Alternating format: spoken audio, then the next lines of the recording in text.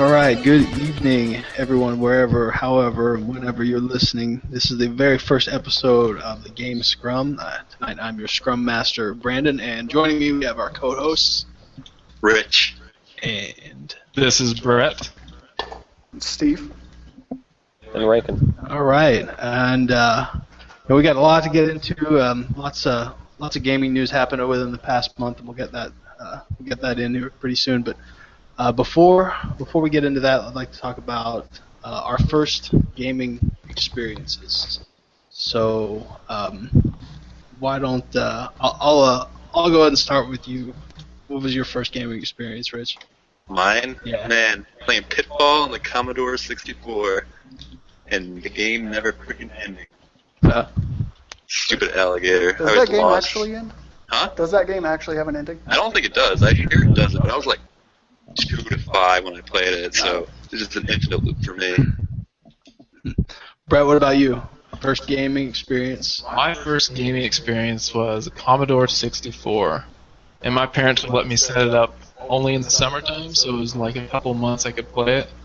And I remember playing, there's definitely Pitfall, some Kickman, Altered Beast. Yeah, it was. So you're only allowed to play in the summertime? Only in the summertime. I only got a couple months. It was a big deal. And then, I had friends that had video game consoles that I played with. But Yeah, man, my parents couldn't take me away from my gaming consoles. Yeah, that probably would have gone crazy if they would have all allowed to play in the summertime. Yeah, like, whoa, that was weird. Steven, was that you? I mean, I played games. I had you always have friends that had games because we never had a gaming console for the longest time. And I can't remember what birthday it was, but I got a NES with Super Mario 3, and I swear to God, it took my dad like a year to set that thing up. In reality, like you go back and look, and it's like 2 plugs. Yeah. But how many times do you have to blow on the cartridge? Yeah. Oh my God. Well, What was brand new? yeah, I was saying I got it brand new, so it worked for quite some time before we had to do any of that. But God, I played so much Mario 3 and pretty much every NES game out there. But Nick. Oh, you know? no, that's good. He broke our rule. My first experience was probably Prince of Persia on about old 80s Mac. Oh, Good Lord. Yeah. And everybody's got all this PC Master Race cred. Yeah. I used to play, but it was like on the school computers, like Odell Lake and stuff like that. I remember Kai. The game Kai is this little green dot that you had to go and get the diamonds on old PC machines, and that was one of the The most fun old games. PC machine. The very first game console I had was the ColecoVision, and we had Donkey Kong and Looping. And I remember one year, I was probably like 3 years old, and my mom, she sold it at a garage sale Oh, for probably like $2. jeez. I was so bummed, but she's like, well, maybe we'll get a Nintendo sometime. And we did. So, and then it was all over after that, because then you couldn't pull me away from it. I never played ColecoVision. Neither have I. I want to You play had that one really bad. I somewhere? I got think so. Intellivision. And, That's it. We should set up a ColecoVision time. We should. it's not a bad port of some of those arcade games. It's I'm actually reading a book right now. It's like the history of gaming, and I'm in that period where ColecoVision had come up. Mm-hmm. Coleco's like Connecticut Leather Company, or something like that. Like they just bounced. They're like Nintendo. They bounced into a whole bunch of stuff, and one of the guys was like, "Let's make a game console. Why not?" And when it came out, it was like the top dog when it came out, and I want to say, what was it? 5200 was out about the same time, and I think the Magnavox Odyssey too. Mm-hmm. But it's really crazy. I'll bring it up this stuff a lot because it's really cool to read about the history of all these. Like you were saying, Donkey Kong. Yeah. They got sued by Nintendo or by Universal because Universal claimed the rights to King Kong and they didn't. Yeah. But no, the Coleco was supposedly a powerhouse in its time. Yeah, it wasn't bad. The controller was kind of funny. It almost looked like a telephone pad. You got Really? 2 buttons on the side, a joystick, and like a keypad. A keypad. 1, 3. Yeah, it looked like you had star, pound, 0, all the digits in the middle of the controller. Yeah, That's crazy. It was really weird, but I think I don't know what their intent intended plan was for that. Maybe like I think when you start up some games, you press like 1 for like a difficulty or something, some crap like that or whatever. But yeah, it had a pretty good port though of Donkey Kong. Yeah. Yeah, I mean it wasn't as good as the later the NES port, but it's still good for what it was. I can't remember. There was one of the companies. It might have been Coleco, who got exclusive rights the first 6 months. They got rights to port Donkey Kong, and then they got 6 months exclusivity rights to their console. And I want to say it was Coleco, and they said it was by far the better of the two because it was the Atari 5200 at the time, which they said was garbage. Yeah. Oh God. And they said it was real buggy and everything. It didn't work right, but I'll have to go back and look at that. I want to play ColecoVision now. That's dumb. Yeah, well, we have to have a ColecoVision and 3DO night. yeah. Who has a Coleco? Twitch Coleco. Who else? No one else is twitching Coleco. Who has Coleco? I'm sure we can get a hold of one. We need to go find a Coleco. Yeah, it wouldn't be that expensive. I'm gonna Google ColecoVision. All right.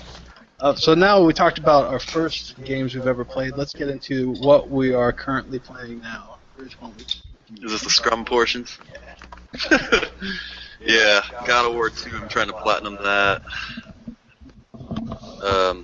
For some reason, it's the most boring God of War. I don't know why. I love God of War 2. It's like their favorite. It's the most boring one for me. It's on PS3, right? Yeah, they ported it over the PS3. It's just, I can't, it's like, the blocking sucks, and you can almost block anything except for like 5 moves, but you don't know what they are. You can block power moves, but then like, you can't block certain power moves, and it doesn't make any sense. And it's not as good as even like the PSP versions. But so I'm trying to power through that as best as I can. Trying to get that platinum and making sure I don't hit that glitch where you have to beat the 3 Sisters of Fate and like the Kraken or something like that in one sitting without turning off the PS4, PS3, whatever. Otherwise, it glitches and you have to beat the game again. And Rich is the Mr. Platinum guy, so how hard is that platinum? It's pretty easy if you don't hit the glitch.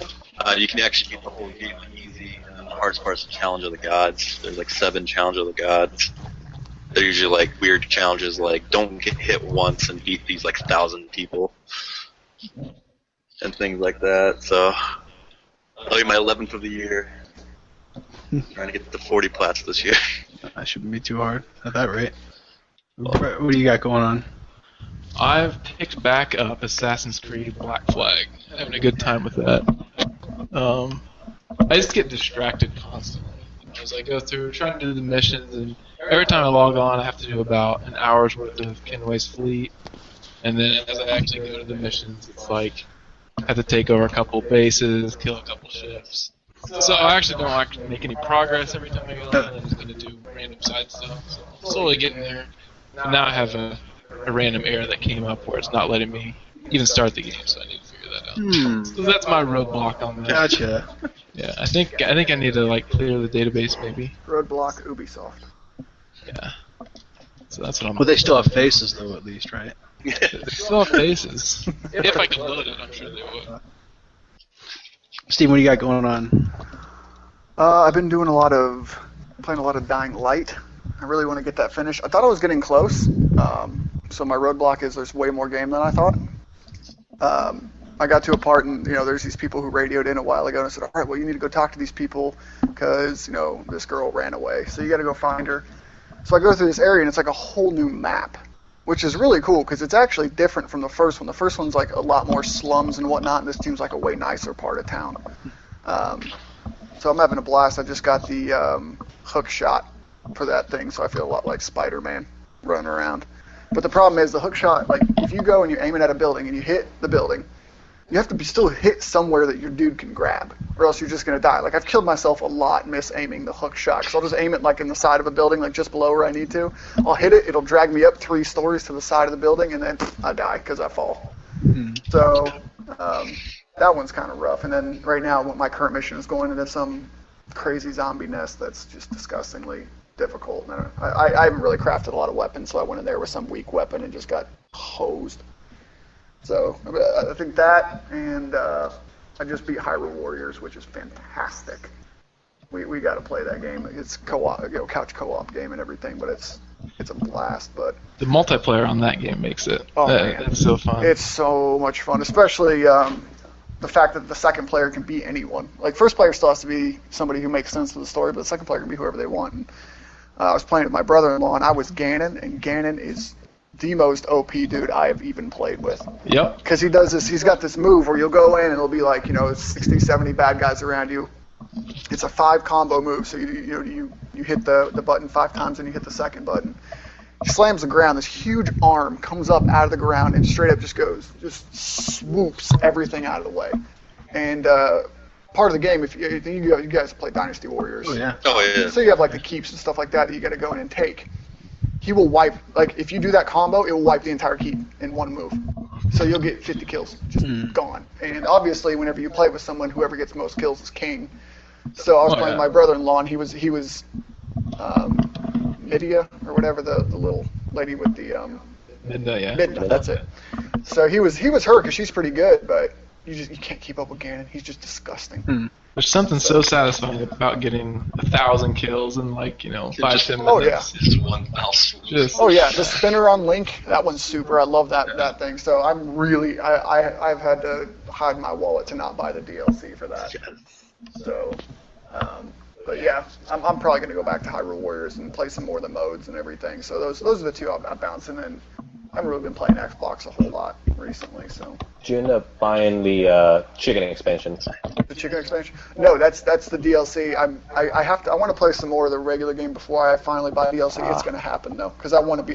You can actually fight those chickens, and if you do, the same thing happens. It does in Ocarina of Time. If you hit the chicken too many times on the battlefield, the whole battlefield becomes chickens, and you have to kill the golden chicken before for them to go away. It's brutal. I hate the chickens. Oh my gosh! I started hitting him, and I'm like, all right, I better not kill this chicken because I know what's going to happen. And then I think he got near me as I was killing some other dudes, and I killed him, and I was like, oh no. That's what happens. Collateral damage, man. Oh, the chickens man. go after you. So many chickens, but it was a blast. I mean, I can't say enough good things about that game. That was definitely one of my biggest surprises. That was like my biggest gaming surprise of last year was Hyrule Warriors. All right, Rankin, what you playing? Well, my attention span's fairly small, so I've been switching from game to game to game. Rankin. Really, it's been Final Fantasy XIV for MMO. I can only keep playing that for so long, so I've been switching to Brothers for PS3, indie game, fantastic indie game. I love the control scheme for it. And then recently was sick, so I got to watching Dragon Ball Z Abridged for probably the whole day. Got me wanting to play a Dragon Ball Z game, so it got me switched back to Budokai for the. Was it the HD No. remake of Budokai? No, it wasn't worth it. Oh. I went back to What the was old it? gen.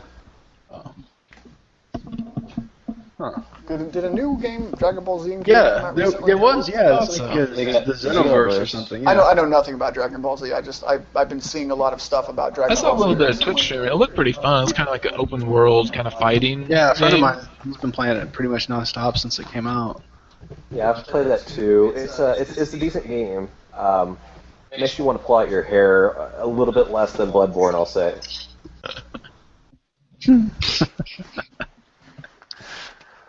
All right. Well, what I'm currently playing is I'm stuck about halfway between the Borderlands Handsome Jack collection. I just finished Borderlands 2, about 75% finished with all the DLC. I'm looking to start up again the pre-sequel. Pretty excited about that. Always love Borderlands. I can always sink a whole bunch of hours in Borderlands. What, You know, what format do you have the pre-sequel on? I got it for Xbox One, but I'll probably wind up doing it again for PS4. Is it couch co-op 4-player? Yes, couch co-op 4-player. That's what my little which is brother great. was saying, and that's awesome. Yeah. See, I missed it when that was the norm, couch co-op 4-player, and now it's like you can hardly find any couch co-op games. Call of Duty's not even couch co-op 4-player Yeah, anymore. it's sad.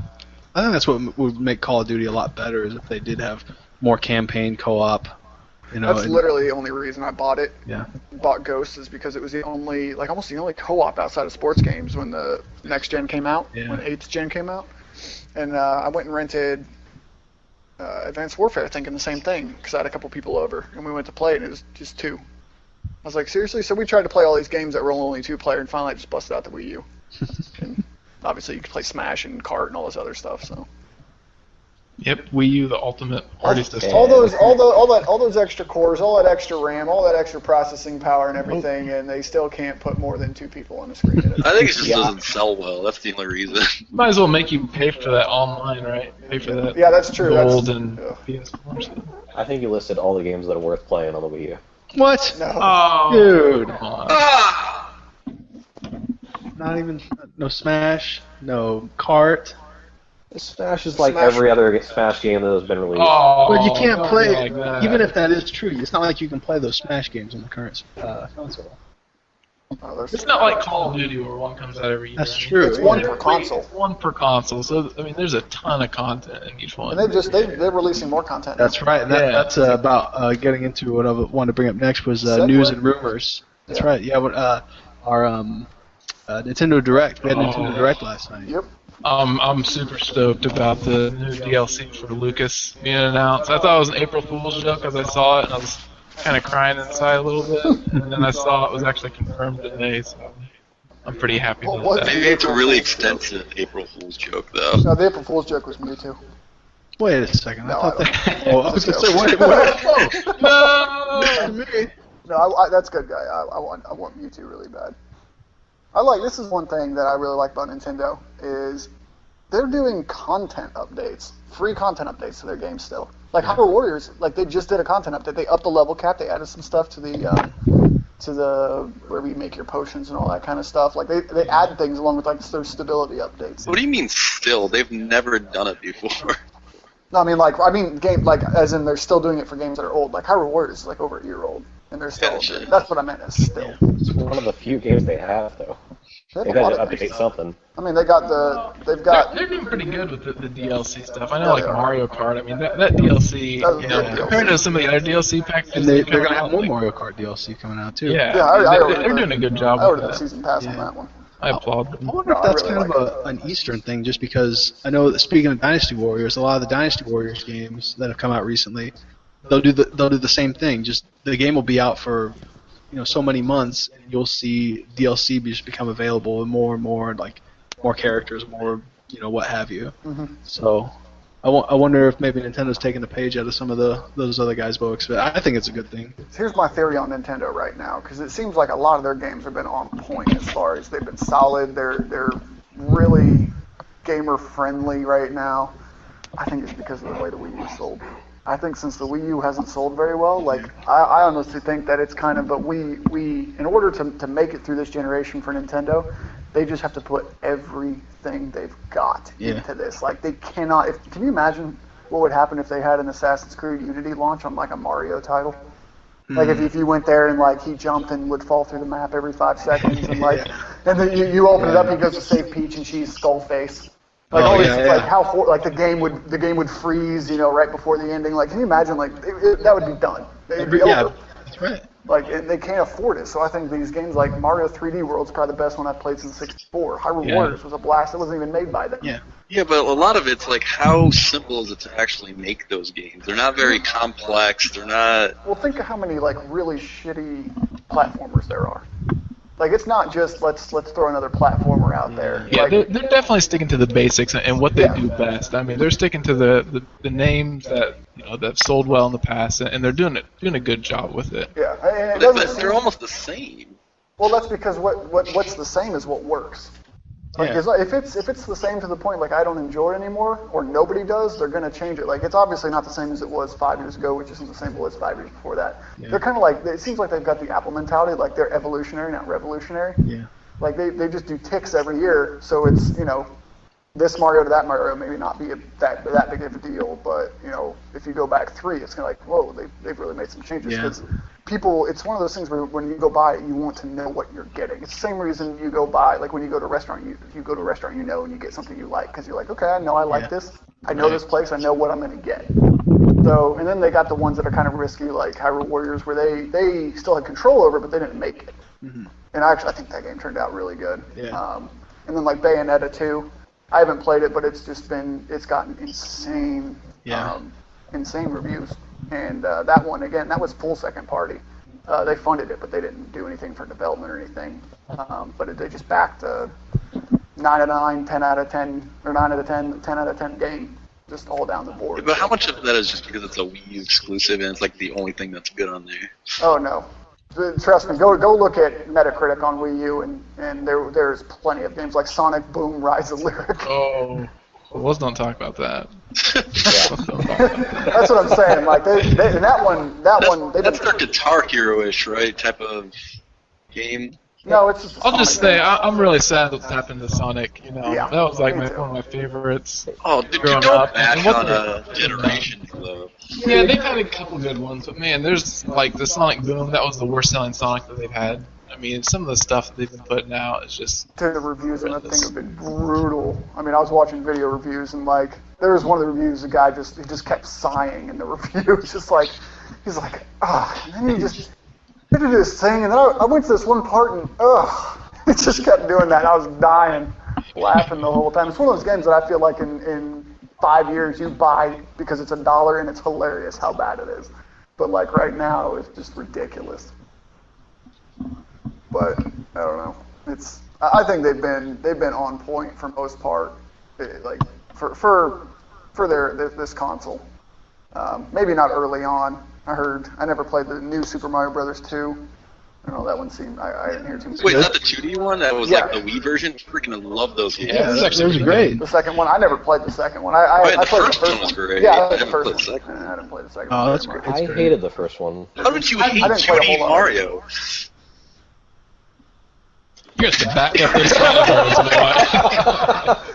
That one sucked. Silence. Just like clickbaiting yourself, man. Well, I mean, the 2D Mario is something I can play. Yeah, it's fairly entertaining for a day. Four-player co-op. What else do you want? Propeller. It's a 4-player Yeah. deathmatch. Okay, it's a 4-player deathmatch where you can happen to end it before everyone's dead. Yeah. Maybe. That's know, it. I want a Nintendo game though that's not a party game. I want something with content to it. Can't you play it solo? You could, You but can, but what's the point? I Yeah. mean, Hold on. I'd play Let's. solo. I'm interested in this. What do you mean not a party game? Like just kind of what are you looking for? Like, well, I mean that's kind of the niche market Mario that Nintendo's MMO. going with. Yeah, they're going and co-op it- games. Yeah, they're going with. Well, I wouldn't even go with co-op games. I would go with party games. Games that you intend to have everyone in the same room playing on the same TV. Well, that's really the ones that have always been party games. Like obviously Mario Party, Smash, and Kart. Like. Yeah, but let's go with all the other party games they have. I think it's Play. important to differentiate them from like the PS4 and Wii Xbox. Play, I They don't think can't. it's Yeah, that's right. They can't knock. They can't. That market's already kind of been saturated with PS4 and Xbox, so they're doing, I think, a good job with sticking with, their party games and their kind of more family-friendly games. And Nintendo I like to call them living room games. Yeah. Nintendo has some excellent first-party games that you're not going to find on those platforms. So Right. you're dude, if basically they did, getting man. you're basically getting left out of that material. Maybe once every 5 years you get a new one. But do you have both consoles? You have a Wii console, right? Or Wii U, right? Don't judge me. So you have all of them, would right? judge you. I have one. I was saying. You have one, right? Yeah. And you have a PS4 and an Xbox One, right? Okay, that's about the same as everyone else who owns a Wii U, so they aren't missing out. If they need that other niche filled, then they can go play their Call of Duty on Xbox One or PS4. Right. That's what it's a fantastic secondary console. I'm with you where like if you're a pretty I don't want to say hardcore, but if you're a gamer who likes to play a lot of different games, you're right. You're pretty much not going to get it just with a Wii U.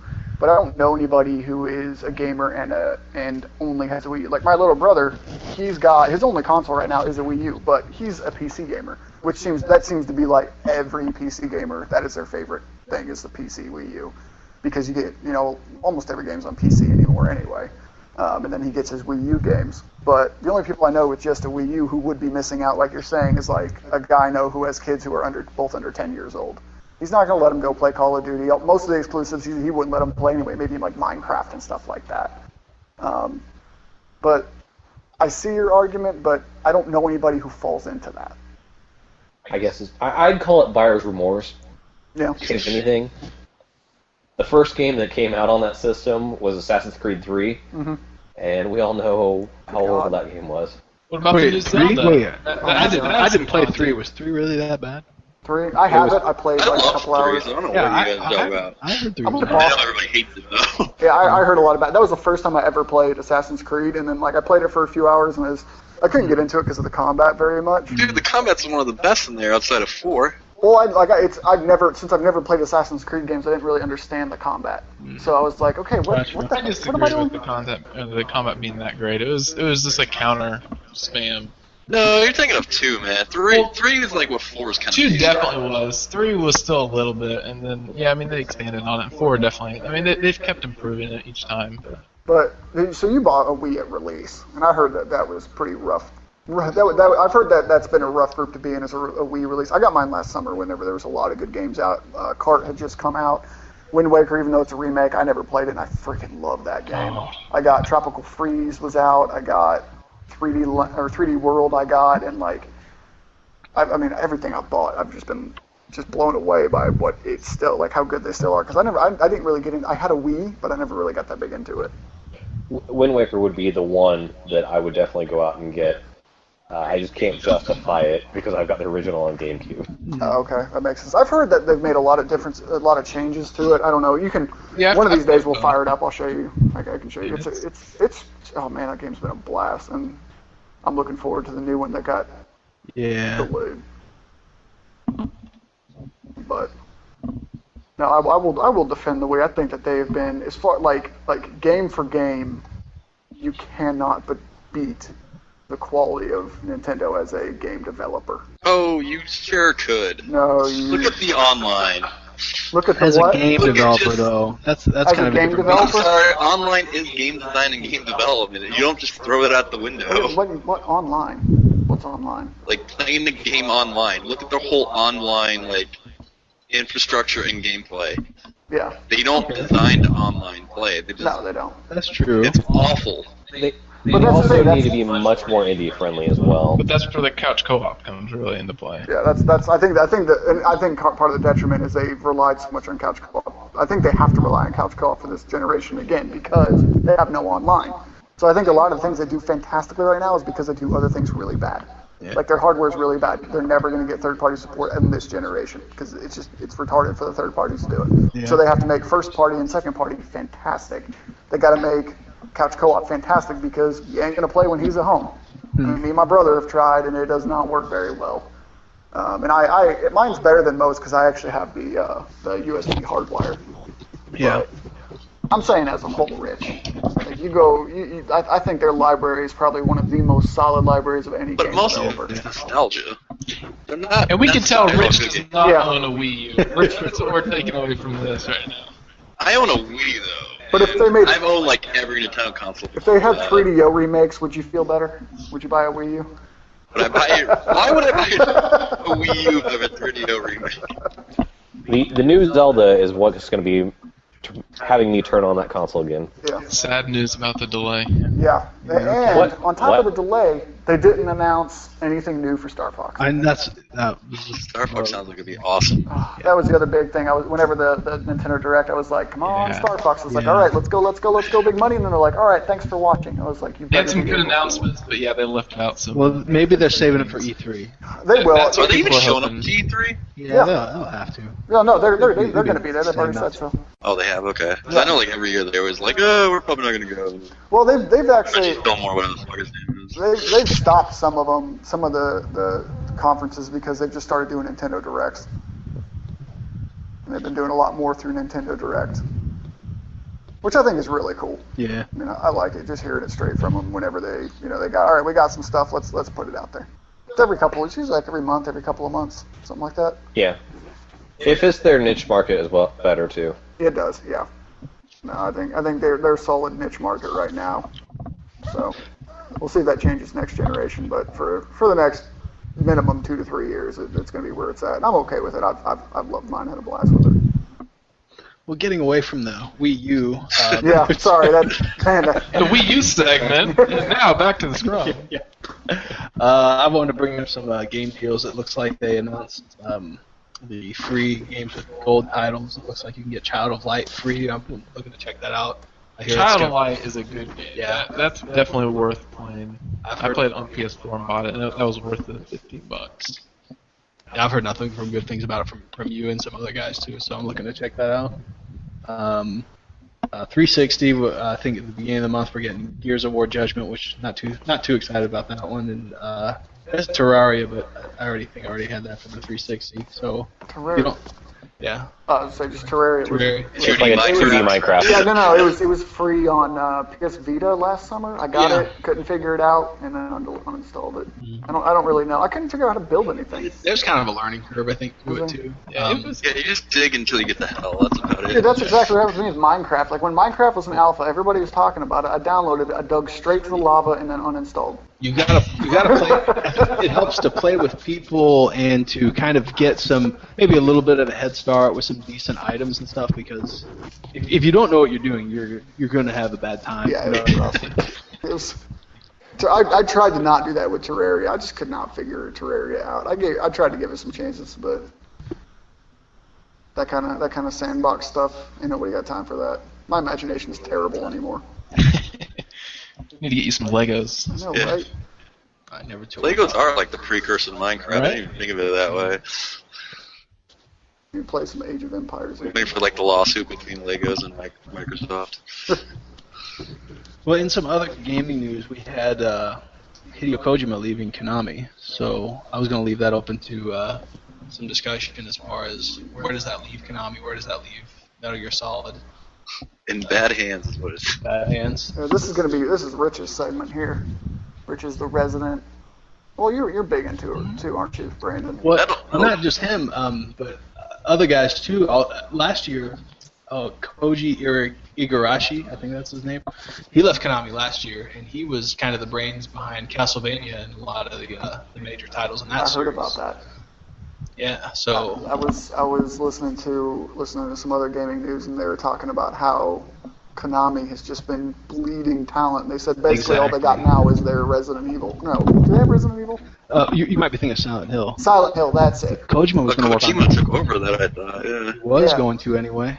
Now I hear it's just like dead. So who knows? It's going to be interesting. I don't know. I don't know a whole lot about Metal Gear. I played Metal Gear Solid, the first one, and then I played Sons of Liberty, and after that I didn't really play too much. But I mean, even I know that Kojima is the godfather of that series. So I don't know how that's gonna work out. What you can say the same thing too about a lot of other series. The brains behind Mega Man, he left and formed his own company, and Mighty Number 9. Mighty Number 9, which I haven't seen a release date this month, but hopefully that comes out pretty soon because I'm looking forward to that. But I mean, I think more and more we keep seeing this, and we probably have not even been seeing it while it's been happening. But Final Fantasy, I think, is another series too that's got all the big brains behind some of those major titles. They left Square Enix, however long ago. Well, they still got Tatsunori Nomura, whatever the hell his name is, the guy who made Kingdom Hearts and Tetsuya got moved from Final Fantasy 15 though. Yeah, he stepped down to work on Kingdom Hearts 3 more closely, but at least it's Final Fantasy 7 guys that were like creative or art directors or whatever for 7. But yeah, the original guy is gone. I think he made that Lost Odyssey game. That was really awesome on Xbox 360. I'm just really hoping Final Fantasy 15, kind of redeems the Final Fantasy series. It's kind of sad what's happened in the last couple of games, in my mind. I didn't really play 14, but playing like 13 and 13.2 just kind of gotten away from the Final Fantasy recipe, I feel. 13.3, it went into a new direction from the 13.1 and 2, but it still was pretty bad. Playing the demo for 15, though, I have some hopes. Granted, there were some frame rate issues and some camera issues. Granted, this was a demo copy. They admitted that this wasn't the actual release build on the release version of their renderer. So, to be expected. And really, as far as the 2 hours of gameplay they included with that demo, it was actually pretty sweet. Give you a little bit of a taste of what you're looking at. And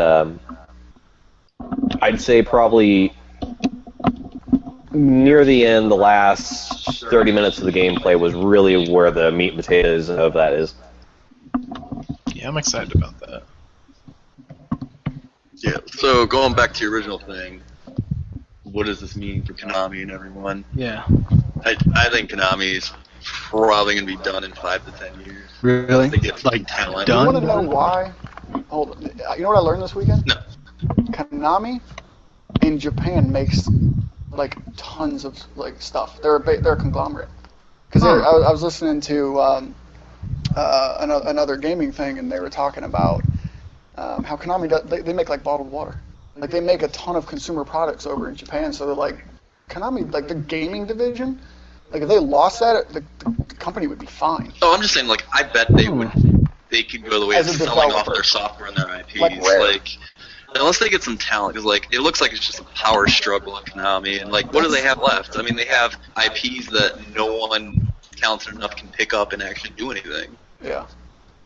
I mean, they're saying they're going to make more Metal Gear. At least that's what I'm reading, but I want to know what that'll be I don't. like. I don't know what they're going to be like. I played Portable Ops. It's not the best Metal Gear. Would it be like another Lords of Shadow where, you know, they try to do a new spin on Castlevania, and Lords of Shadow was not a bad game, but honestly, I felt like it didn't feel like a true Castlevania. That was a Kojima back game. Yeah, not a bad game, but Yeah, it was. well, it wasn't Koji Igarashi. The last one of he'd been working on all the DS titles, all the like Metroidvania style Castlevania games, which were really, really good and fun. And Lords of Shadow was a departure from that. So Yeah. I wonder if maybe we can see more like Metal Gear Rising type games instead of Solid. We might. Who knows? I mean, Platinum Games is Rising, and I mean that's a far departure from Yeah. Metal Gear. It's not even Platinum remotely Games close. made Rising? Huh? Platinum Games? Yeah. That's the people who made Bayonetta. Bayonetta and Wonderful 101. Rising was fun, but yeah, you weren't. Yeah, Solid if you're a Snake. Metal Gear fan, you're not going to particularly like Metal Gear Rising I don't want to be in here. whatsoever. Unless you like hack and slash. I mean, yeah, if you have like Hack and Slash and Devil May Cry, I don't think you're going to like it. But if you like Metal Gear and you want more Metal Stealth Gear, action. that is not. It's Right. not the same. Not even close. I mean, there's a guy named Raiden. He's like a ninja cyborg. That's about it. That's fine with me. Brian, was he the naked steak? No, Okay. Never played Metal Gear in case you don't know. Cyborg ninja. I can't explain Metal Gear to you. He was, he was the Sure. electric guy with the triangle hat, right? That was him? Oh, no, that was Raiden. Oh, I'm sorry. I'm surprised you actually pronounced it right. that'll be another podcast where we explain the plot of Metal Gear. Yeah, that will be fun. Playing a part of Metal Gear to somebody who hasn't played Metal Gear Yeah. before. Should just have Mike playing Peace Walker in here, trying to explain it. All right. Well, what's coming out next? Game release. Next. Like, what are we excited for? Or what are you looking for? Yeah. What are you most excited for? And this already came up, Mighty Number 9. I'm already kind of bummed because I was expecting a release date, and we're already in April, and I'm just. Yeah, digital games for some reason they'll just tell you the week before they come out. Mm-hmm. Like they do that all the time. They'll be like, "Oh yeah, Sony and Microsoft approved. We're going live tomorrow." Like, oh okay. Yeah, but yeah, I've been reading for like the past year. Mighty Number 9 is gonna be coming out in April from like every website. And then it's April. I'm not hearing anything about it. But yeah, that's one of my games that I'm most excited about. Another one that's supposed to come out roughly April. The Final Fantasy VII PC port. Oh, I'm really yeah. excited for. Wait, what? Final Yeah. Fantasy VII Steam PC port. To Then what did I buy? PS4. Two PS. Oh, 2 PS. I was like, wait, I bought it off Yeah, the the port Steam. came back to PC, Oh, yeah. I was very confused. I was like, wait, what did I buy then? Yeah. I bought Final Fantasy XI by Circle Enix. Next week we get Bastion. Oh yeah, I'm getting that. Oh yeah. PS4. And Shovel Knight, I think in a couple weeks. Yeah. What happened to No Man's Sky? 21st, I think. I'm not sure. I don't think that's That's a come out good till question. late There's a this lot of year. hype about that on E3, and I haven't Dude, there's heard. dinosaurs. Yeah, I'm excited Wait. about that, but I haven't heard of this. No Man's Sky. You've never heard It's of No a Man's dynamically Sky? generated. Every Wow. you will I've never heard explore of the whole this. game. Yeah. Dude, There's like some crazy like the planet was it like the planets and stuff were all crazy colors or something? Well, yeah. they said if you Stargates and everything. yeah. if you visited It's a every fog planet game. for 1 second, the sun would explode before you had a chance to visit everything. Is it just me or is that super daunting? And I'm like, man, I think I'm gonna go play Mario. Like, No, but you seriously haven't heard of it? No, I haven't. yeah, this What's is pretty big. No It's like the Man's big E3 Yeah. last year. oh yeah, no Man's that looks. It's an exclusive indie title to the PS4 or PlayStation, I should Unless say. I was thinking of something by a different name. No, I mean it's the one where there is nothing to it except you get into like a spaceship, and every time you like they auto-generate a planet for you when you That's start right. the game. No, And there's like stargates you can go through, and like there's dinosaurs and different planets. It's supposed to be like trillions of planets and places in the universe. I think Yeah, when I heard about that, I was getting it confused with Destiny. Oh, if only. I'm being. If only. Yeah, man. Destiny should have took a page out of that book. So yeah, you want a big expansive world that on the other end, you're gonna have to go to an indie, bud.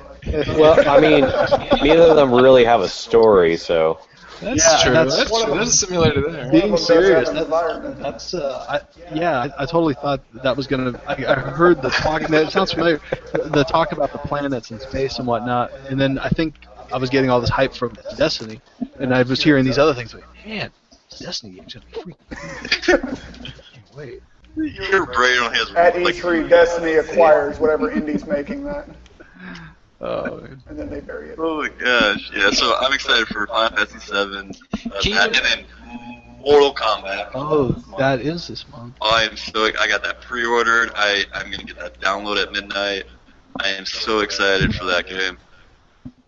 Kingdom Hearts 3, I'm pretty excited about. I just played through Kingdom Hearts 2.5, just beat that a couple weeks back, so getting up to speed. That was the first time playing that, so Kingdom Hearts 3, I'm pretty stty about that after seeing the E3 trailer. What's the release date?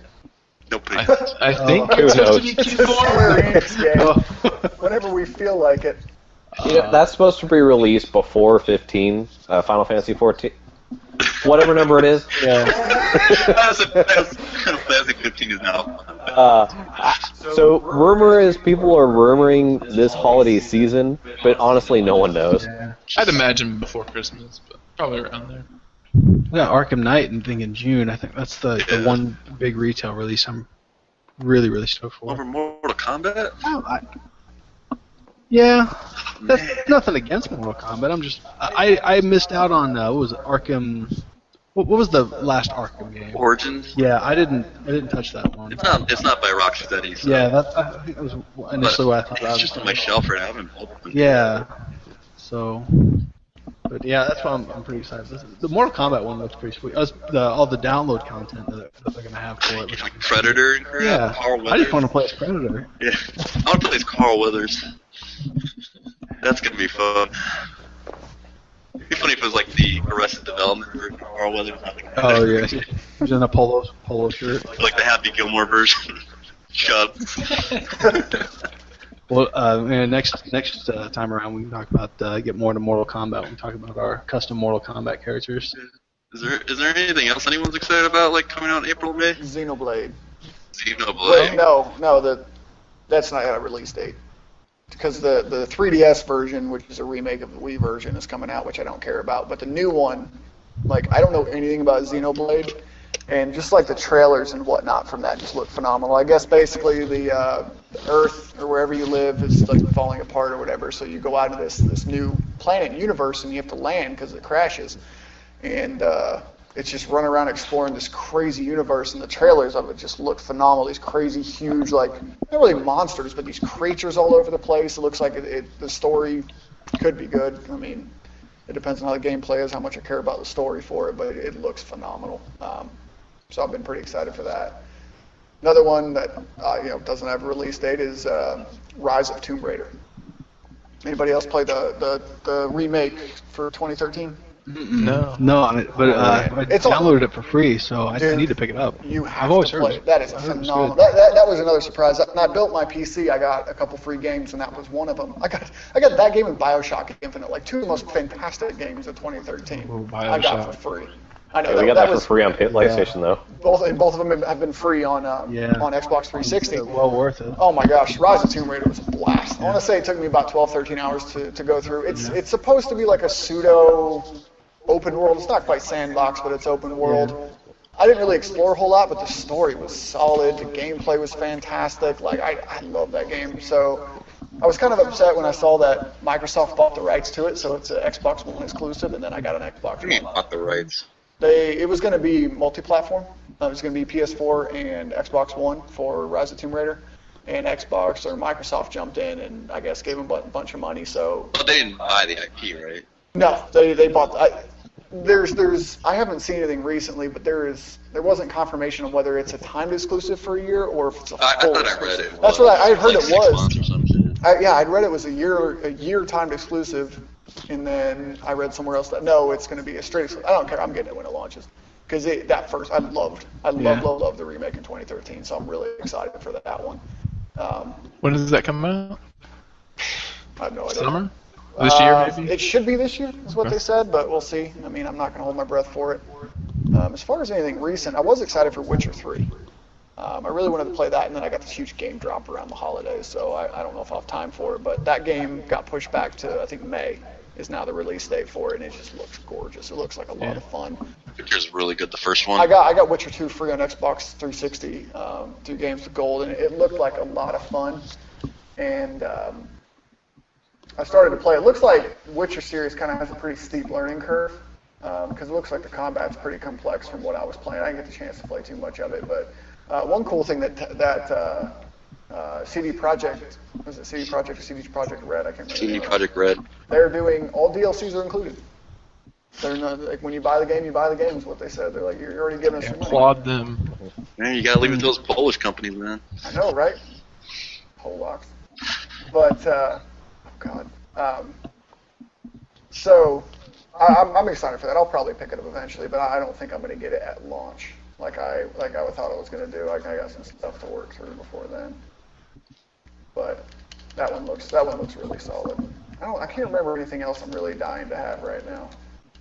Yeah, I mean, we'll probably know obviously more. Star Fox and Zelda, but God knows when that stuff's coming out. Once E3 happens, we'll probably know more. Yeah, definitely. That's probably when I'll start to get back into picking up some new stuff. Unless there's like some crazy deal or something, I'm really not going to get too much. Yeah, the next month looks like a big backlog month. I didn't see a whole lot of May releases. We need backlog months, man. Yeah. Especially after Christmas.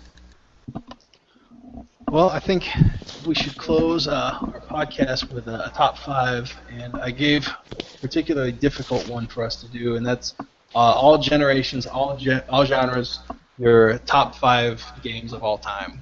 And I can go first if you guys. Brandon's laying it down on podcast 1. Okay. At my top 5 spot, I've got Super Metroid on the SNES. It came out in 1994, and I didn't know that at the time it was 24 megabytes, which was the biggest SNES card at the time. I can't say. Yeah, right. Whoa. Yeah. I can't say enough good things about the game in terms of like the atmosphere, what it looks, how it looks, and how it sounds and how it plays. It holds up well today. There wasn't really any games before that had that kind of that kind of Metroid style. I mean, Metroid style games come from Super Metroid, and not too many games have really captured that spirit of game. So that's my easy pick for number 5. At 4, I've got Contra for the NES. It came out in That's a good one. 1988. It was the first co-op shooter. And in my opinion, it's the best Aliens game we ever got, because Colonial Marines being the big disappointment that it was. you could pretty much just play Contra and you're good to go. I mean, it was like Aliens, Predator, and Terminator kind of wrapped into one. Dude, you're just dropping the trivia on all your thing. You're just looking at You didn't have to. I just. Thanks for that, Brian. I'm severely unprepared. I like this one up us. No. Wait, How was Contra on NES compared to like the later ones? I never played the NES. It was the groundwork for it. It wasn't like a. It was just a pretty good port of the arcade. That sounds worse than I mean it to. They added some things, but it was just like one of the best games at the time to own for your NES. Just great co-op shooter, Moving on to number 3, and this is probably the only debatable one that I have on my list. Not debatable for me, but maybe as opposed to what I picked instead of what I could have picked was I picked Legend of Zelda: Link to the Past for SNES. It came out in April 1992. I picked that one over Ocarina of Time. I could have gone Ocarina, but I picked Link to the Past just because it was the first to have like those parallel worlds. Like, Ocarina has got present and future, and the future's kind of this dark world where Link to the Past did that too, but it was like 2 parallel worlds. It was you had your light world and dark world. And plus, it was following Zelda 2, and there was a lot of backlash at the time for Zelda 2 breaking the format and being this very obscure and difficult RPG. I felt like that when Link to the Past came out, everyone got really excited, and it felt like that solidified the franchise with that one. Whereas Ocarina came out when, Ocarina was following Link to the Past, where I felt like it was already established and it was already in kind of a safe spot. But nothing against Ocarina, it's still one of my favorites. Number 4, I could have gone with so many different Castlevania titles, but I picked Symphony of the Night just because it has everything good about Castlevania and everything good about Metroid in one. And my number 1 spot of all time of any console, any genre would be Mega Man 2 for the NES. I knew Mega Man was going to see it. It's not all Mega Man. Yeah. What did you talk about then? Because it's not Mega Man 5? Mega Man. I love 5. No love for 5? No, I got love for 5. It'd be in like 7.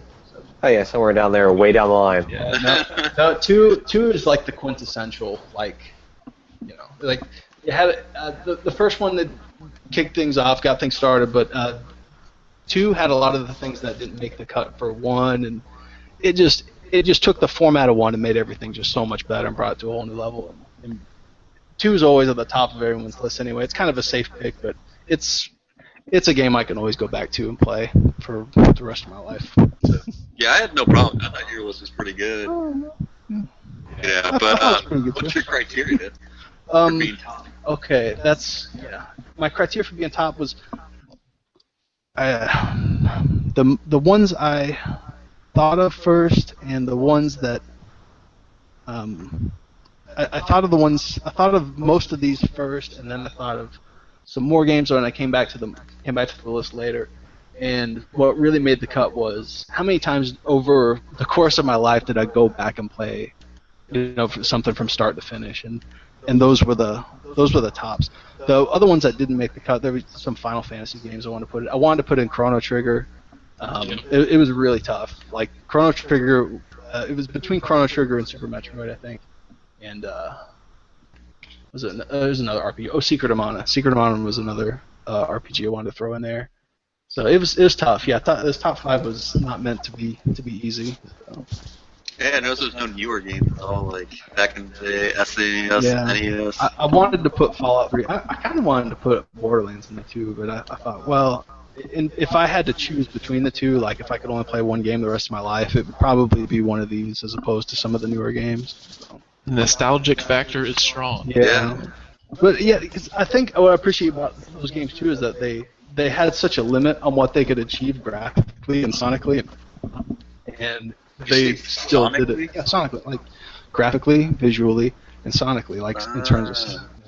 They achieved.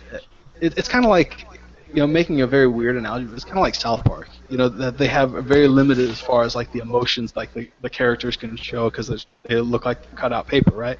But somehow it still translates. And just like all those 8-bit style games, there's something about them that really, resonates with as you play it. Just it's so much more detailed than what's actually there. Anyway, not trying to get too deep on 8-bit games.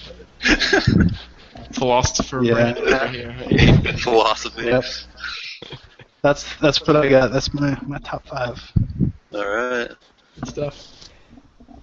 Yeah, I can't really complain about any of them. Oh, yeah. I feel like you want all the things here. Yeah, they're safe. Old school. Well, yeah. I mean, I know Ocarina of Time is gonna appear, I think, more than Link to the Past. But And they're both good. Both good classics. Yeah. But, all right, I'm ready to hear some other ones. All right, is it my turn? Yeah. Clockwise All right, here. Rich, go for it. All right. What you got? All right. So these are no order and no trivia. Okay, So that's fine. No order. You don't have to give you can say like your first experience of playing them, or like or tell us why. I'll tell you why. Tell me why. Trivia though, like I want to know the full backstory of every game, when it came out. how much it sold. I almost did that too. How much Really it's little sold? trivia. Yeah, like But Brandon set the bar too high with that. yeah. Maybe I'll make up some trivia. Yeah, that's good. Maybe I'll remember something about these games. Alright, so the first one I wrote down was Mortal Kombat Deadly Alliance, which probably no one here has even played. I haven't played that one. What Yeah. system? Is that PS2? It's a PS2, Xbox One? First? It was still- How do you say the first Xbox? Xbox. Original? Xbox 0.0. I think it's just Xbox. Thanks, Microsoft. Just Xbox? Okay. It was a fighting game, though, right? Yes. Well, because You got that Sub-Zero weird stuff going on. We don't know what Yeah, it was- So here's the trivia for it. Okay. It was called Mortal Kombat 5, and they changed the name to Mortal Kombat Deadly Alliance. But on the box, they put a like a shuriken-looking thing or metal-looking That's thing right, I that was remember a that V for the Roman numeral 5. Ah. Like they put so much on it, you couldn't tell anymore. I don't know why they rebranded it. I remember that. Deadly now. Alliance, but it's literally the 5th one in the. Do you like Like that canon. one in Mortal Kombat 2? Yeah, so I went through Yeah. three Mortal Kombats, and I went through actually 4. Mortal Kombat 2, Mortal Kombat Trilogy, Mortal Kombat Deadly Alliance, and the 2011 Mortal Kombat reboot. And I had to look at all of those. And then really what I had to look at is the amount of hours and the amount of revolutionary things they put into that game. So that was the first one with the crypt in there, and they did AA to AZ for the crypt. You can bet coins, so if you're playing like couch co or not couch co but competitive on the couch or something, you can actually bet your coins you had. So you can unlock the crypt with those coins. Trying to think what else. It had every fighter had 3 move sets. They had a real martial arts move set 1, a real martial arts move set 2, and then a weapon. And then they had combos that could be like 22 hit combos that would go across all 3 move sets. So you'd have a combo that starts in, like, let's say jiu-jitsu, then it would go into wrestling, and then it would end with your weapon. It also had impaling. That was the only Mortal Kombat where you could impale people, and they would just bleed the whole match. Hmm. It was just ridiculous. It was also it was the second one in the 3D. That's not a big deal. They had items you can interact with the environment, like the acid and stuff like that. Seth Rogen and Paul Rudd are playing that in Knocked Up, right? I Is that the think one? they're playing Deception. I'm not sure. Okay, yeah. What's Which the is difference? The sequel. Oh, Bring up the Deception- random facts again. Here. We got the Deception. trivia. I have to look. I think it's Deception, but they're playing with N64 controllers. Oh, okay. If you, Yeah. that movie's so bad. If you watch it, they're playing that game on the N64. It makes me furious. It's like whenever you see like in a movie they're playing like a game like GTA or something, and they're just like smashing the D-pad and buttons or anything.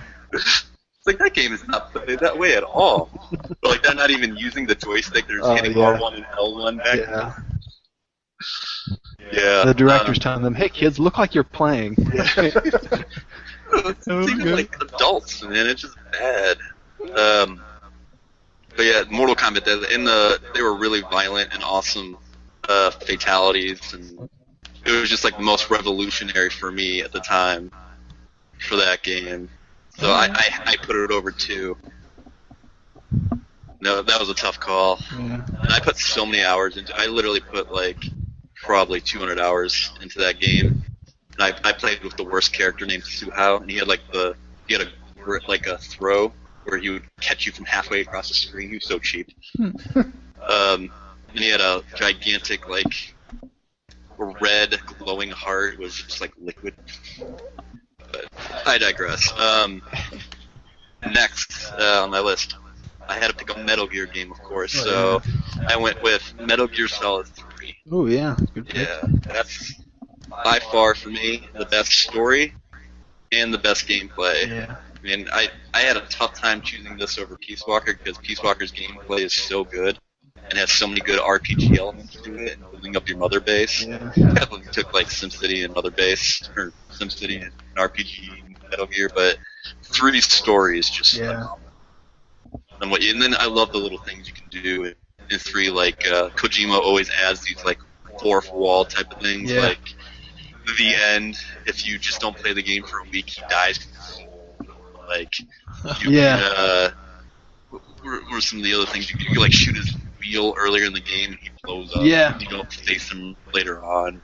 So I really love like all the fourth wall stuff in there, but like just the story and ending, how powerful it was, and the whole what's it called, the Cold War espionage. I really like those types of stories. Mm-hmm. So that was the best one for me. And then some of the boss battles were just ridiculous. Yeah, they were great. Like the flaming astronaut. Yeah. The end was probably one of the best boss battles I've ever had in a video game. If you actually play it legitimately, it's so intense of a sniper battle across like 3 valleys. And I picked that over Solid and like I said, Peace Walker. But I think Solid's a little overrated. It's fun to play for 4 hours and do speedruns, things like that. Wait, you mean 4? Or I'm talking about Solid 1. Oh yeah. I think it's a little overrated. Really? Yeah. I mean, it's fun if you want to do speedruns, keep playing it over, but like, compared to like 3's story, or like Peace Walker's gameplay. I think for the time, though. Right? Well, not for the time, no, not, of course not, but if you're looking back now and you're saying that's the best story and best gameplay, I'm disagreeing completely. Yeah. Next on my list is, of course, Final Fantasy VII. I had a tough time choosing between Final Fantasy VII and Legend of Dragoon. Yeah. But loved the story, materia. Yeah. Eat the crap out of it. We used to make challenges for it all the time. It's kind of like why I love trophies so much. It's the exact same concept. So my friends actually beat the game, or at least he claims he tried to do like challenges, like I'm gonna beat Ruby weapon, beat Emerald weapon, no underwater materia. Wow. You know, things like that. So I'm excited to actually get trophy if they actually have trophies for. There will be. I'm hoping that better so. not happen. No, there will be. It's going to be the Steam trophies. I bet you anything. No, that trophy better not happen. No, What? no. Beat Emerald without underwater materia? No. Starting with the starting weapons. No, ending the game with the starting weapons. Oh, that one? Did I say No, that? no. said I no think materia. you guys misheard. Yeah, he said no materia. You were thinking finish for the starting weapons. Oh, yeah. Well, okay, do that one I then. don't know. No materia would be tough. He actually beat Emerald weapon because apparently there's like the way Emerald weapon does its damage is how much material. Right. Yeah. Yeah, Final Fantasy VII, that's just, everybody likes it. Some people say it's overrated. I still like to go back and play Final Fantasy VII, Legend Dragoon, Legend of Legaia. I love those like turn-based Japanese RPG games. But the materia system, like, why doesn't Square Enix make another materia system? I'm tired of it. Just make a simple Final Fantasy VII materia system in your next game. Like, they keep trying to get cute with all their stupid systems, like paradigm shifts, and what the hell that stupid skill tree. I wouldn't mind the actual HD remake of 7. Get real with I think they've been promising for like 20 years, you know? They're saving that for like their bankruptcy chip. Yeah, I think. We're about to go bankrupt. We'll just take Final Fantasy VII and get all the money back, right? Next on my list. Is this 5? Or is this number 1? Or, okay. Blast from the Past, Red Alert 2. Oh, I'm glad you said that because it didn't make mine, and I wanted it to so bad. Yeah, Red Alert. We did a. What's it called? LAN party. LAN party for that game. What? Remember that? Yeah, it was like a couple of years ago. So good. But yeah, I love that game. Just Tanya. I remember like being so revolutionary that Tanya or whatever her name is can now swim. Everyone she couldn't swim. She just one-hit everyone. Yeah, she has bombs everywhere. But yeah, that's one of the best RTSs I've ever played, and it's a really good story, surprisingly. And I love how they used to do video games back in like the '90s, where like they're not gonna do CGI, they're just gonna film it and make it like a movie and put it into the game. But yeah, I love that the playing the Soviet side and playing the what's the other side, Americans or NATO, whatever it is. But yeah, I love the concept of that story. The Einstein goes back in time to kill Hitler, and all that leaves the Stalin to go into power. You get all these crazy like Soviet machines. Did you ever play? Did you play any of the expansions? Yeah, I played Yuri's Revenge, where you get to go on the moon. Oh yeah. Did you play Red Alert 3? Yes. God, I don't want to talk about that one. I just wanted to see Gundam and stuff. That was so stupid. What? Yeah, I got bored of 3. But yeah, that was one of my favorite. Just playing people online, playing with my friends online. Playing online was impossible back in the day. Yeah, I remember that playing Duke Nukem 3D online. Playing on 56K was awful, man. or even like somebody picks up the phone, you're matched up. DSL. God. Yeah, it was because it would always be like you're just building up like your 3rd building, and by the time you get your 4th building, he's got a huge he's got one dog that comes over, and all of a sudden there's a massive army, and it's like screen by screen. It's not very fluid. It's like, and I'm dead. So yeah, Red Alert 2. And my last one, which no one's going to have on the list probably, is Turtles in Time Super Nintendo Edition. Not the stupid arcade. I almost had. That was in my top 10. Yeah. Playing that over and over. Me and my friend used to play it. Well, I used to play it all the time when I was younger, and then me and my friend used to play it back in like '07 before we went to Iraq. We would play it like 2 or 3 times a day, trying to complete it faster and faster. We got down to like 20 minutes. Wow. Or some shit. But yeah, the Super Nintendo version is so much better than the arcade. We actually get to go inside the Technodrome, throw the soldiers at the screen. Extra stages too. They had like a few extra stages. Technodrome. They also had the Rat King battle. Yeah. It's like, well, done. Yeah. And then for some reason you like go from the sewer, I think, to time travel in the arcade version. Yeah. Well, in the Super Nintendo version, it's like you go to the Technodrome and there's like a whole explanation of why you're time traveling. Yeah. Oh man. But yeah, I mean that's. I love Turtles and I love like. I like Turtles. Yeah. I like Turtles. I like side scrollers. But yeah, that one for whatever reason is really fun. Yeah, that's definitely one of the best beat 'em ups. Oh yeah, definitely. All right, well that's mine. Nice. Mine, you can bash them all you want. No bad. Okay, I looked up which one Turtles in Time was. You're on point with that one. Which one is what? The Turtles in Time. I was trying to figure out which one it was in my head because I didn't know which one it was just by the name, so I just Googled it, and that's definitely I played that one. Not a lot because I didn't have a Super Nintendo, but I really like that one. Yeah, I have a Super Nintendo right now, and that is like the only game I have for it. Man, this is very obscure trivia, but I remember the manual saying something about like when you're fighting Super Shredder at the end, it's like New Year's of whatever year it was that came out, and I remember renting that game on New Year's Eve, and I was like 9 years old. Oh my God, this is when it's happening. Yeah. They're fighting Shredder right now. Your parents are wondering why you're running around with a bed sheet tied around your face. I know. I gotta go fight Shredder. Perfectly normal. Yeah. Alright, who's next? I think it's Brett. Alright, I'll kick it off with my top 5. So I went with, so starting with number 5, I went with Earthbound. Oh, I was wondering if that was what it was. Yeah, so it was pick. probably my second RPG I played. I played it. I didn't play it right when it came out. I played it a couple years later. I think I was probably in middle school or so. But I just remember how much fun and kind of different that it was, and all the comic humor, and it was just one of those classic games. I still go back and play every now and then. Play through. So that was my number 5. A solid one. Number 4, I went with Star Wars Galaxies. So this was before in the very beginning of Star Wars Galaxies. that game. I don't remember. So a lot of people don't like it. In the very beginning, like pre-combat update is what I'm talking about.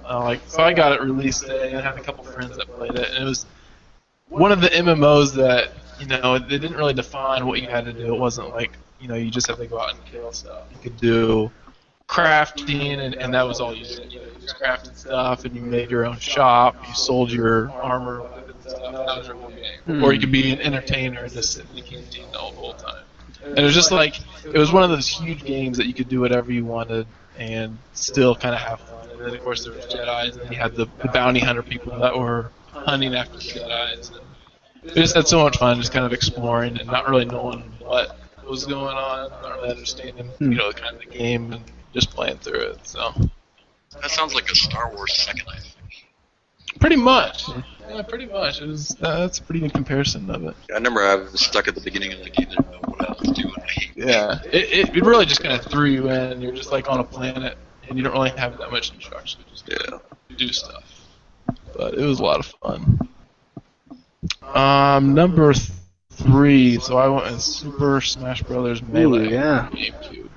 So I love all the Smash Brothers, but I think Melee was really revolutionary. Yeah. And I played that one probably the most. Either that or Brawl. I played a lot of Brawl as well. Is that But the 64 version?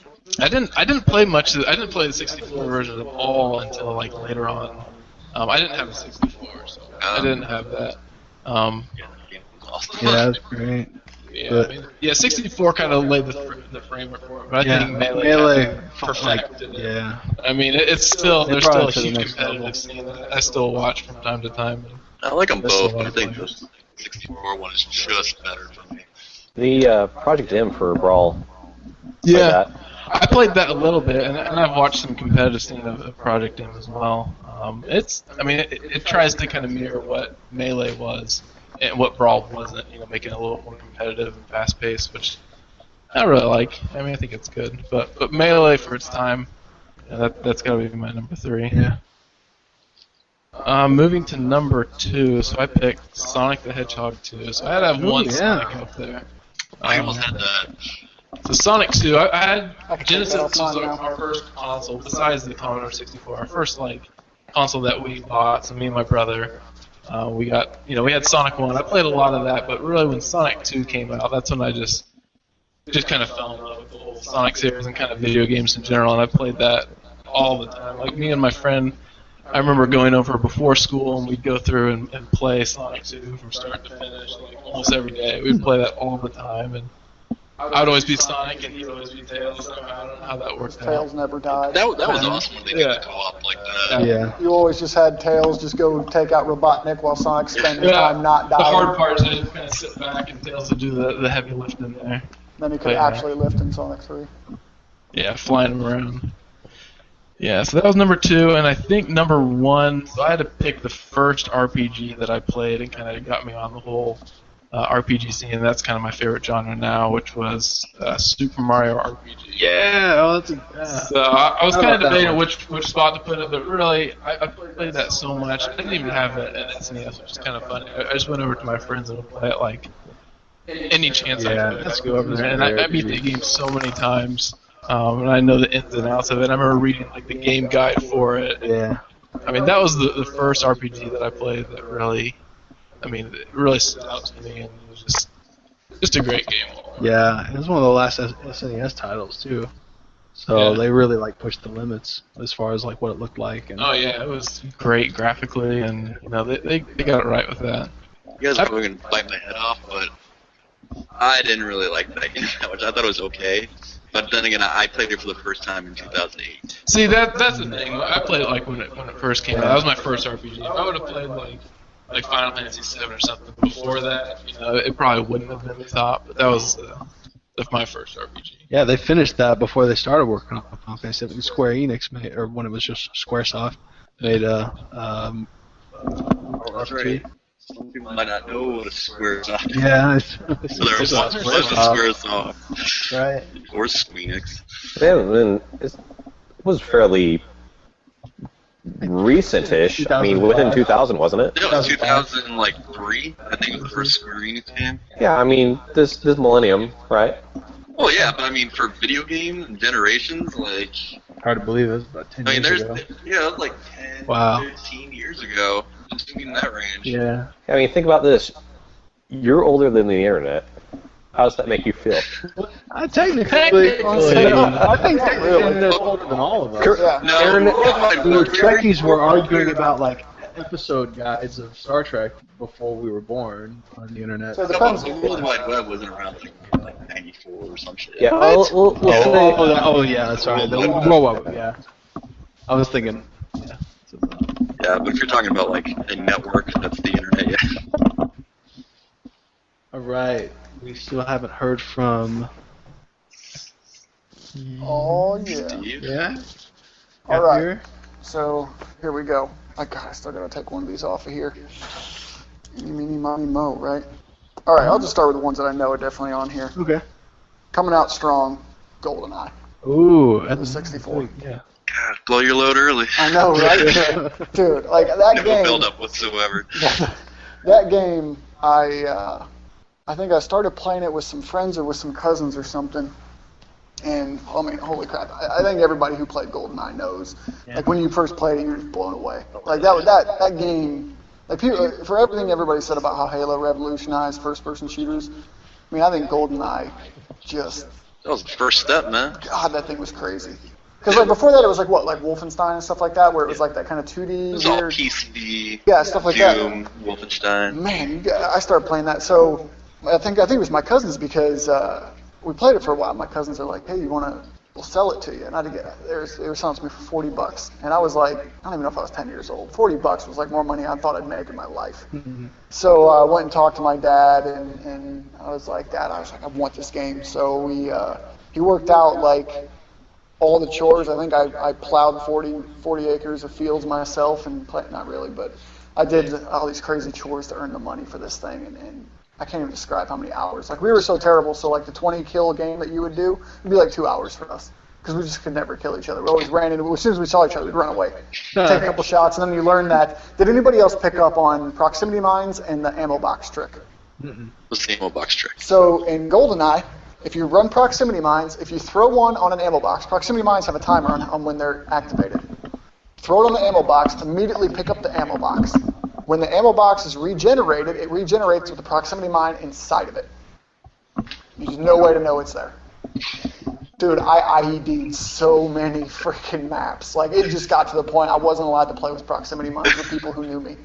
Like, I would just brutalize other people, because, like, I was okay at shooting. I mean, I could hold my own pretty well, but, like, I'm like, hey, guys, let's just do, like, proximity mines, 10, 15 kills. I'm like, all right. And I would booby-trap the whole map. But I think you could only put down, like, a couple before it would, I think the game wouldn't let you put down so many, but that was so much fun, GoldenEye. I mean, I had the Prima guide for it. Yeah. All that other stuff. I would try and play my missions because I tried to get the cheats without the Game Gear in it. I failed. I just said screw it, got the Game Gear. So that's my big one. Did somebody already say Ocarina of Time? No. I do have a question about GoldenEye, though. What's that? To everyone. So was GoldenEye, for like the first year or 8 months it was out, really hard to find here as it was in Illinois? Like, it was literally sold out everywhere. I don't know. I got the last copy at the Walmart I went to when I bought mine. Like, people had, like, rain checks for it, Yeah. and, like, people were like, if it was out, they would drive 20 miles to go get it. It was, like, sold out everywhere. I got I it. don't remember it looking that bad. It was, like, in the Chicagoland area. It was just gone. Yeah. Oh, I was out in the middle of the country, so Yeah, it was just gone. Like, I had to drive 25 minutes, and I had 8 copies or something like that, and they were the only ones for, like, 20 miles. I remember renting it was really hard to do. Yeah, I mean, it was just a hard thing to find, but Back I don't know when if it's the renting same was here. the thing. I loved renting Yeah, I remember when I was that. a kid. That's how we rented more games than we bought. 'Cause we Yeah, didn't have a yeah, ton of yeah. money, so my dad's like, well, if you guys get good grades or get whatever, Pick out a game. yeah, go pick out a game for the weekend. We go Yeah, get a game, and that's but right. I remember renting it was tough. It wasn't there very often, and I always went and found it. And I didn't actually buy it. I bought it from a cousin, but I didn't buy it for maybe a year after it came out. I don't remember. Yeah. Time sucks when you're that young. I can't judge time. It was probably like 2 days, but to me it felt like a year. Oh yeah. So Ocarina of Time has to be on this list. There's no way we can get through 5 of us and not have this game. Yeah, that's true. This is another one. I don't remember why we got it because like we weren't particularly into Zelda. I don't know if it was a gift or something like that, but we picked up that game and like that thing just sucked me in. Yeah. Like me and my brothers and stuff like that. Since three game saves and 3 brothers, it was great. Because if it was any less than that, we would have been in a lot of trouble for fighting.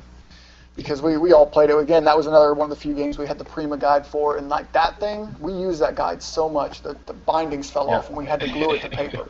Like we would like stick it to other pages, and we couldn't glue it, but we had to stick it to other pages in the binder because it would just fall apart. Because we used that thing so much. Those freaking chickens.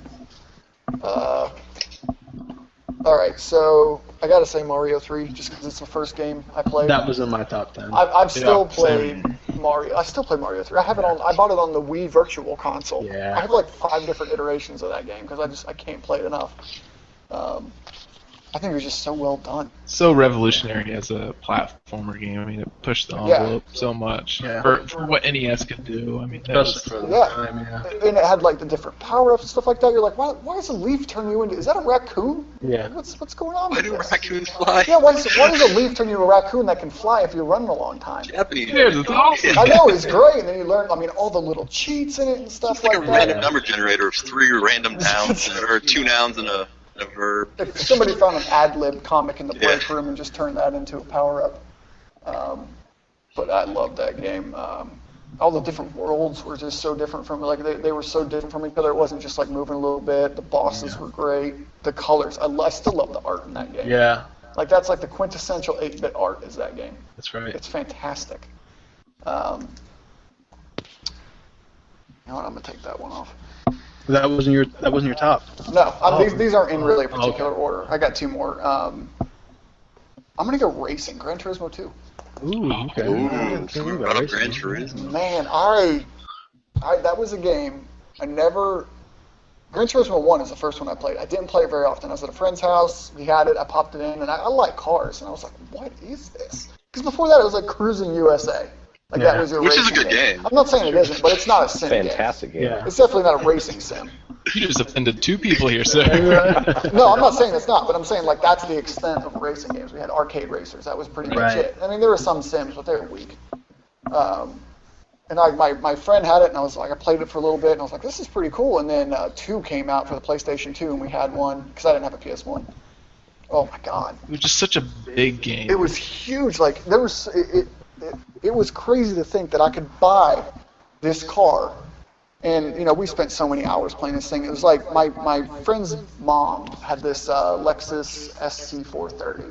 And it was crazy to me that we could buy that car in the game and then soup the crap out of it and then drive it. Like, that was just weird to me and I thought it was awesome. So, and then we had what was the thing called for PS2? It was Game Shark? Oh, it was a Game Shark. Okay, yeah. I was big into just cheats. Is that what it was called, or did it have? Yeah, Game Shark. Was it Game Shark? Yeah, PS1 and PS2. Because there's a Game Shark cheat on there where as soon as you cross the finish line, game's over, and you start behind the finish line. So what we would do is we would go to the races that are worth like $500,000, just race it a whole bunch of times, and then me and my friends would build these outrageous cars and then race them. We would do like quarter-mile races. We would do all these crazy different races and stuff like that. I don't even know. I got to the point where I was tweaking transmissions. I was learning about what the camber angles and stuff like that made differences for, like. That's what I think taught me so much about cars, except for there was one mod, displacement mod, I've yet to find a car that worked on. It was always there, I never knew what car it worked on. But that got me on the Gran Turismo series, which I still love. But that's right up there with pretty much any Square Enix game where, all right, we're going to release it. When? 6 months? Okay, no, never mind. A year, maybe 2 years. I don't know, 3, we'll see. When we get around to it. And then Fallout 3. I'm going to round it out with Fallout 3. There it is. I can't. This list can't be complete without Fallout 3. Yeah. That game Another I top bought. tenner. I bought that game for the first time in 2010. I bought a Christmas present, returned it, and I was like, and at Walmart they gave me some cash, and I was like, walked by the bin. I was like, I've heard of Fallout. What? Somebody said this was good, and I bought it, and then there goes 4 months. Yep. Because I bought it at a time I didn't have a job and I hadn't started college yet.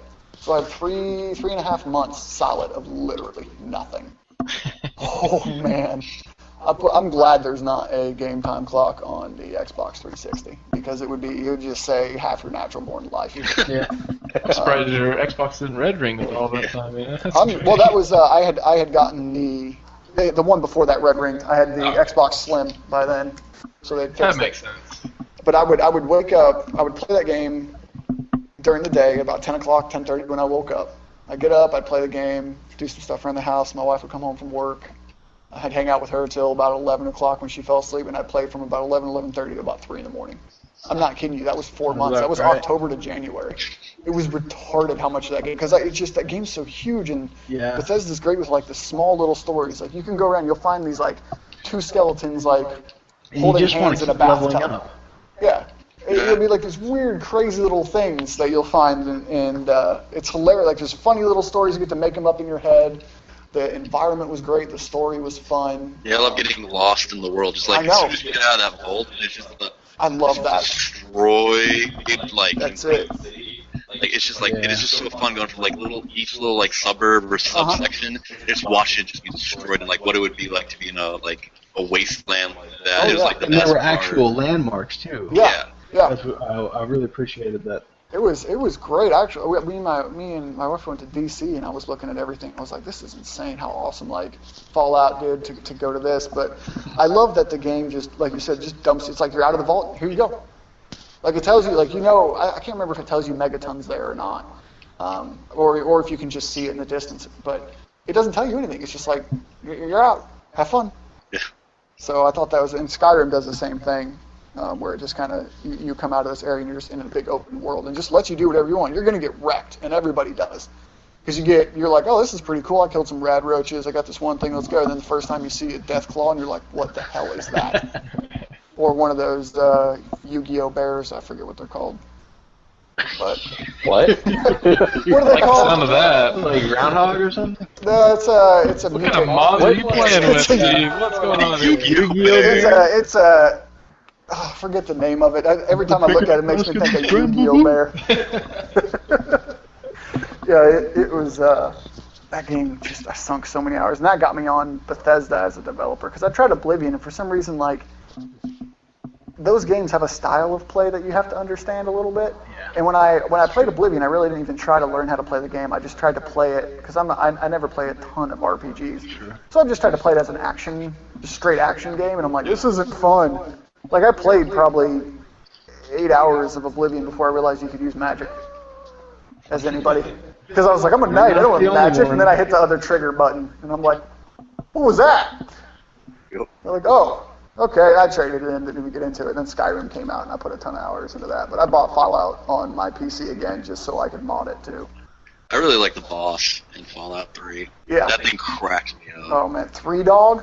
Going out there listening to him. Oh yeah. All the different radio nice. stations you can Yeah. listen to. Yeah, President. the soundtrack alone was just Oh, I love the soundtrack. it's so unique. But President Eden. Listening to that little dude talking all the time. Like that game was fantastic. Yeah. I swear if they don't announce Fallout 4 at E3, or if they announce it, like I didn't get into New Vegas at all. I have it. I bought it the Christmas after it came out, like a couple months after it came out, and I just couldn't get into it. Like the whole revenge story didn't really grab me. Like post-apocalyptic, the world might end. Sure. Where's your dad? Because you need to help save things. Like it was. I think 3 led you along a lot more. Like it didn't even really tell you what the end goal was. Like you just kind of found out as you were finding your dad. There's so many other things that you can do and that needs to be done. It just like, all right, you need to do this, you need to do that. All right, well we found out this thing. I think Fallout New Vegas seemed too. They told you too much of what the ending is going to be. But I can't really say because I never beat it. So. But yeah, those are mine. So what do you got ranking? Good picks. Which was a bit hard, yeah. Yep. I had to scratch one off the list because my policy is if you haven't beat the campaign or touched it for that matter, it can't be on my list. Okay. All right. I'm confused. So honorable mention goes out to Halo 2. But yeah, you played the multiplayer. That's what you need to play on Halo 2. You can still have So that's scratched off my list. No, doesn't count. Where do you stand if it's glitched and you can't beat the campaign? Same rule apply? You know, I really wish I could put Skyrim on this list. You can. Why not? Follow the rules. All right. You can glitch down. So number 5 goes to Fable 2. Okay. Oh, that's good. I forgot about I remember that was really the first game I had with the 360, and at that time I had actually 2 360s I bought off eBay, and basically pieced them together because they were both broken, and made one that was working. So, that was kind of nostalgia of my first 360 there. Number 4, we're going to the indie genre now. This one goes to Limbo. Not played that yet. That game, that game I've probably played countless times through. The hardest achievement I have is not dying one single playthrough more than 5 times, and that's mostly because I either rage or fall asleep by that point in time. So number 3, again, going to the indie genre, is Journey for PS3. That is a really good game. Again, play it countless times through and never get bored of it, so it's got a lot of replay value for me.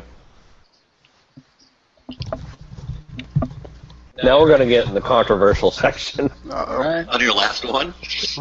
No, number 2. Oh, okay. Number 2 goes to The Legend of Zelda Twilight Princess. Oh my god! Why? Heretic! Cast him out!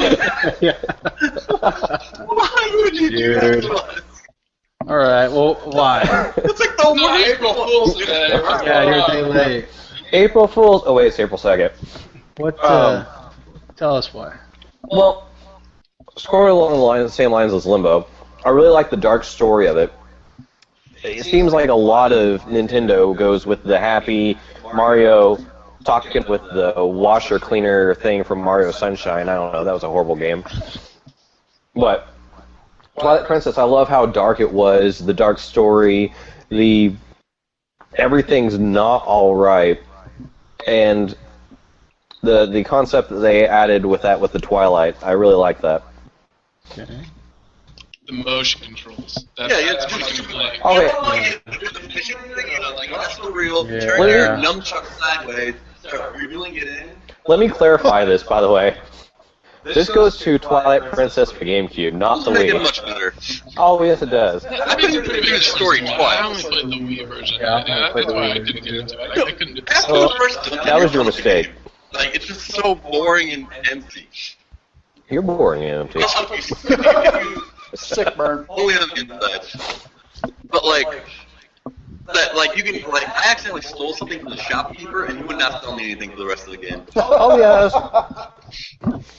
You don't need to go by there once. Yeah, and then I just can't get through the like I got to the second dungeon or first dungeon, and I was doing it. It was just so empty and boring, and the puzzle solving in that game is just so atrocious.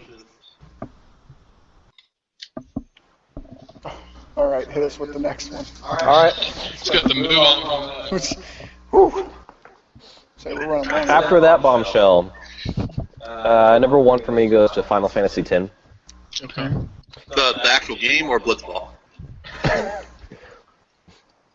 You know, the only time I play Blitzball, there's an exploit in the game, and I don't know if you know about it, where as long as you take an early lead, just score 1 point. All you have to do is hide behind your goalie, and they will never come after you. So usually, to get Waka's ultimate weapon, I usually just do that strategy, and I never have to play Blitzball in that game. Blitzball is like one of the happiest 60 hours of my life. I don't know if I would go that far with that. Blitzball is one of the best. Yeah, tell us why 10 over 7 and others. Well, Do you really want that bombshell? yeah. No. I Alright. mean, yeah. English is hard. So, playing the Final Fantasy games, I've attempted 7. I've made it about 6 hours into the game, and I cannot get into that game. I cannot stand it. Wait, but why 10? Like, Yeah, I'm getting there. I'm why getting there. not Yeah, 7? Why? Did you even get Midgar? I have to disprove the others before I prove to him. Okay. What? Did you even get out of Midgar? Yeah, I got out of Midgar. I got to make a processing plant where Seth Roth learned his identity. Okay. But anyway, played 7, I've played 8, I played 9. 10, Not 6. no, I've never played 6. Sorry. No, 10 I absolutely love. 10 at least has somewhat updated graphics, which at least gets me into the story. It helps me approach the game. These pixels aren't realistic. Yeah, of course. Which it helps even more with the HD remake they came out with the PS3. Sure. Let's completely ignore the sequel that came out of this game. X2? Thank you. I actually liked X2, except for the whole teeny bopper, Japanese teeny bopper, like, story to it. The gameplay was actually kind of fun. You basically described everything about that game. Yeah, I like the job system. The whole paradigm. But 10, I like the skill tree as opposed to I know you hated it, Rich. I love I like this. this too. I thought that was It was interesting. okay, I just like material way better. Fair enough. I like the story. The story was fantastic. Out of really any of the other Final Fantasy games I've played, it's very, I don't know what the word is. Not dark, but controversial? It's very Inception-esque. Yeah, it is. I like the type of thing. I like the fact throughout the entire game everyone's just owning Tidus, I believe it's called. Basically tell him how much he sucks. Because that's how I felt about him the whole game. I don't remember that part. Yeah, I'll be honest. You had a different experience. They just keep telling him he sucks. Oh, you don't remember the awkward laughing scene? Oh, just don't do that. That is. I don't remember everybody saying he sucks. But that's a bit of nostalgia values too, because it was my first PS2 game as well. Oh, yeah. Fair enough. Gosh, I man. got nothing on that. You haven't played 10? Uh-uh. Oh, man. Dude, I've played like first. I played it when it first came out. I played like one of them on a SNES ROM, and I got Final Fantasy VII last summer. Wait, how did you play Final Fantasy 10 on SNES ROM? No, I didn't say Final Fantasy X. I said I played some Final Fantasy Oh. game on an SNES ROM, and then I got 7 last summer, and that's like my Final Fantasy. No, and then the very first one on NES at cousin's yeah. house, and that's They've come a long way. yeah, that's what I hear.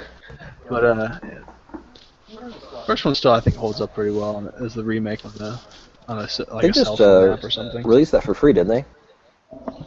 They might have. I think Square Enix did. What, Final Fantasy 1? Yeah.